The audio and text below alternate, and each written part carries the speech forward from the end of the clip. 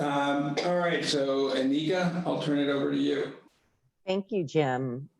Just sitting and listening to everyone, I just am so moved and honored with the entrepreneur spirit and energy, and with each and every one of you just looking with great content. I will start by talking about Tatiana Garcia-Granados and Haile Johnston by saying that when I first fell in love with DRK while interviewing, I was super excited about the common market in particular because I'm in Philadelphia, it's there. And I love this ecosystem play of consciousness from working with family farmers and sustainability and the intersection of food and health and really building and bringing communities together.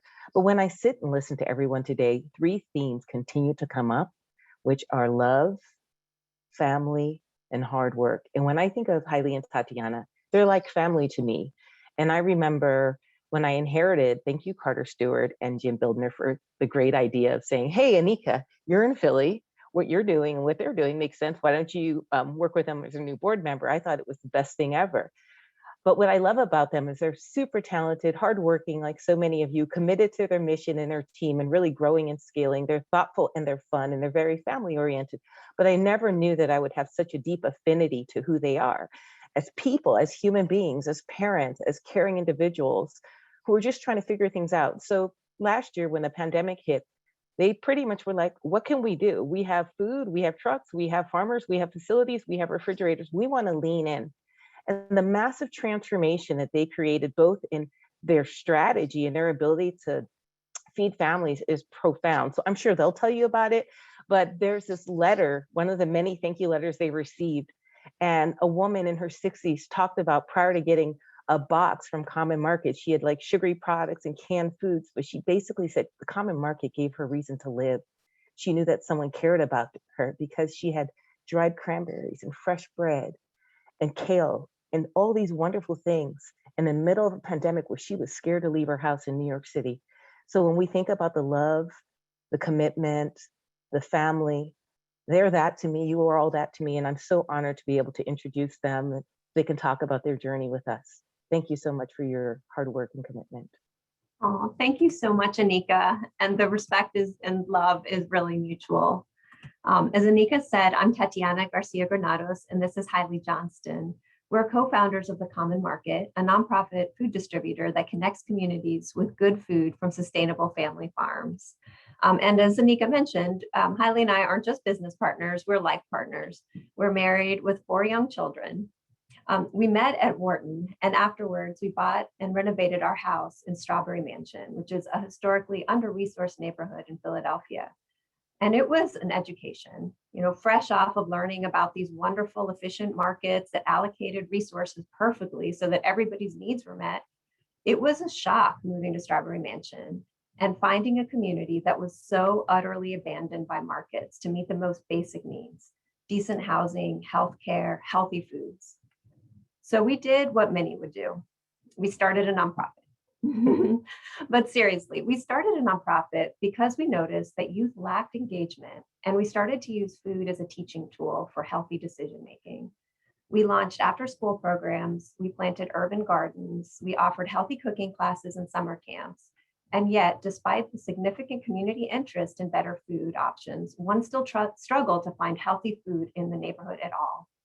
And in that time, we also became more aware of how disease disparity was preventing neighborhood families from overcoming generational poverty. We decided that there had to be a better way that we as a community could take control over what food we had access to. And in our journey, we stumbled across a farm auction in Lancaster County, which is the most productive ag county adjacent to Philadelphia. And in our excitement, we got an auction number and we began to bid, and we actually won one of the lots, which turned out to be enough apples to fill the back of our pickup truck. And we did the math to figure out the cost, and our jaws dropped. I mean, we had just paid about the equivalent of $5 per bushel, while we had been paying closer to $25 wholesale in Philadelphia. And we were wondering, how is a family farm supposed to sustain itself when it doesn't have access to fair markets, especially when it's trying to employ environmentally responsible growing practices. And so we have these two communities that are really struggling because of the disappearance of fair markets. we began to ponder if there's an opportunity to connect the needs of the two in a way that could be mutually beneficial. And we realized that the same systems that had neglected the needs of our low-income urban community had also abandoned the small family farms in our region. And so the vision for Common Market evolved around the potential to build positive relationships between urban and rural communities through fair and transparent trade in a way that restores the health and wealth to our region. We had to look at how people in our community were finding access to food at all. Where were people going for nourishment? It has been well documented that many youth in communities like ours get as many as 2/3 of their daily caloric intake from schools. So we saw that the opportunity was to connect the procurement power of community-based anchor institutions like schools, hospitals, and universities. You know, the very entities that were founded to improve the quality of life for the people they serve. But the bizarre thing was that these community-based institutions were known for serving some of the worst food. As a parent of 4 kids ages 6 to 12, I know how challenging it is to make sure that your kids eat healthy food, especially when they're eating meals outside the home. And that's a big reason why we identified the cafeterias of anchor institutions as the best places for us to make change, both for farmers and communities. This is where we can efficiently connect the health and equity needs of vulnerable people with fair and transparent market opportunities for struggling farmers. So at that point, Tatiana and I had been running our community-based organization for about 4 years, and it was almost entirely dependent on foundations. And the constant pursuit of grant dollars was maybe even more exhausting than the after-school programs we were running. And so in the early days of planning Common Market, we thought if we're going to build a regional scale intervention, it needed to be self-sustaining from its operations. And the model is quite simple. We operate refrigerated trucks and warehouses. We pick up produce, proteins, dairy, and other good food from farmers, and then promote the food and their farm stories to all the venues where people buy and consume food. We aggregate that food, pack the orders for our customers, and then deliver it fresh to their docks, often within a day of harvest. We preference the needs of vulnerable consumers and vulnerable farmers, connecting them in mutually beneficial ways. And as we began to grow and prove this model was working, we also became more aware that many other regions struggle with the same challenges. We saw an opportunity to partner with communities in other cities and replicate our model and impact. And it was just after we had launched our second location that we learned of DRK. And I said, man, these people are speaking my language with their talk of venture philanthropy and social enterprise. Finding DRK was really timely for us. Our work with DRK over the past 4 years has focused on building our internal systems to set us on the path, not just for growth, but for sustainable growth. All of those systems came into play in our ability to respond to the crises of 2020.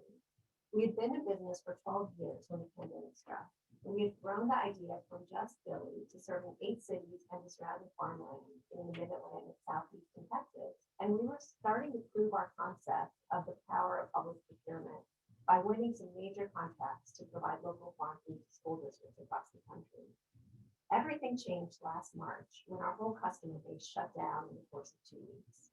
We had made commitments to our farmers. Their seeds were already in the ground, so we needed to figure something out. We also observed the supply chain disruption that was caused by our globalized food system, empty shelves at the grocery stores while farmers were dumping them. Digging into our mission, we saw an opportunity to jump in and help at this challenging time by serving as a bridge connecting family farmers that needed markets for their food to communities that had lost access to healthy food. We worked with municipal and federal government to ensure the inclusion of local family farms in emergency food programs. The resulting activity represented 4x growth over our 2019 volume, over $30 million in food moved from our farmer network, most of it through contracts with federal and municipal government.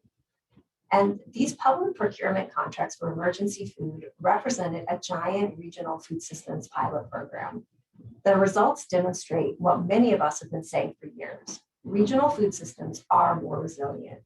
The pandemic crisis created an opportunity for family farms to provide food for needy communities and accelerated the rebuilding of the social fabric between urban and rural communities that we had been working towards for over a decade.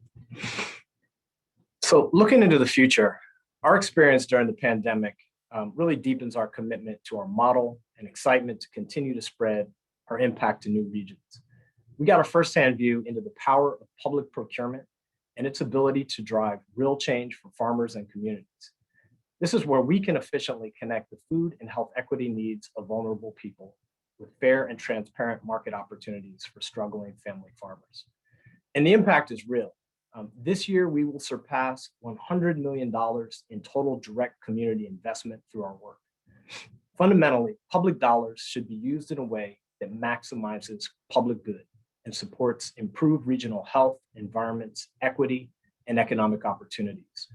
Our food system is a mere reflection of our society as a whole, and it will become truly sustainable when we foster greater empathy, understanding, and trust across urban and rural, ideological, and racial divides. The Common Market is excited to be part of the solution. We are so thankful for our experience with DRK and the whole DRK family, especially for our MDs, Carter Stewart, and the amazing Anika Warren.